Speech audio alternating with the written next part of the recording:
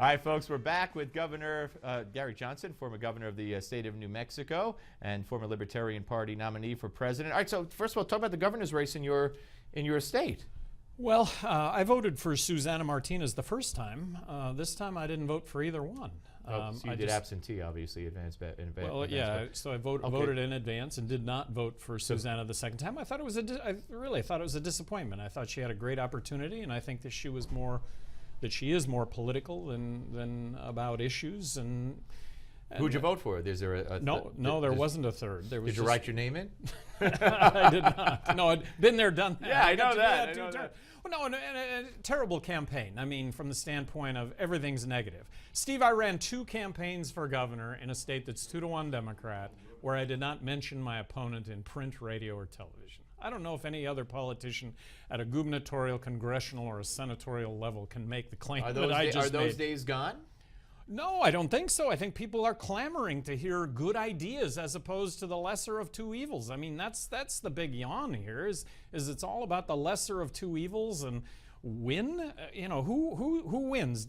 Well, either the Democrats are going to win, the Republicans are going to win, but the losers are all of us out here as citizens that really do want meaningful change, and none of it's happening. Right. There's no dialogue regarding meaningful change. So who do you think, I mean, I know you said it's a big yawn, it doesn't matter, but who do you think is going to take or maintain or take control of the Senate after tomorrow or after January? Well, based on what we're reading right now, it appears as though the Republicans are going to do that, and the fact that it'll be mixed, you know, from an economic standpoint, I guess statistically our best results come from Congress being controlled by one party and the presidency controlled by another. How do you feel about Barack Obama's, some would call it trampling of the Constitution with his executive orders? Now he's threatening to legalize all these or do something with all the illegal aliens, the millions of them. 12 times the U.S. Supreme Court, 11 or 12 or 13, the U.S. Supreme Court within the past year and a half has ruled unanimously against the Obama administration, saying he's overstepped his bounds.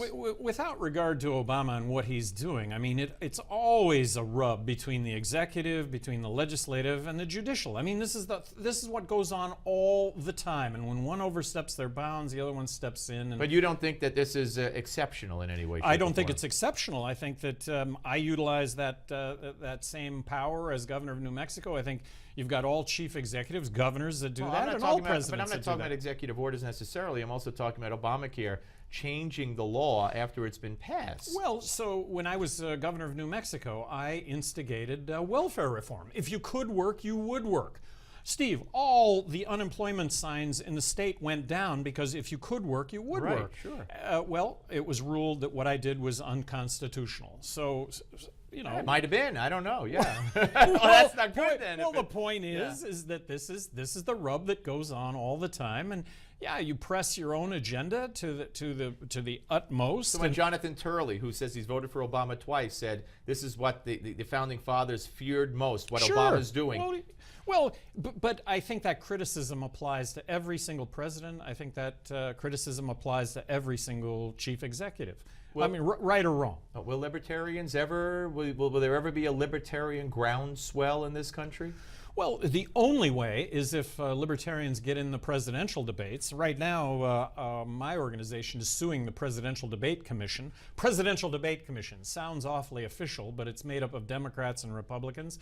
And the last thing they want to see is a third party on stage. They were established after Ross Perot got on stage. And your organization is? Our America Initiative, which is simply to say that if you're on the ballot in enough states to qualify to be president, you should be heard.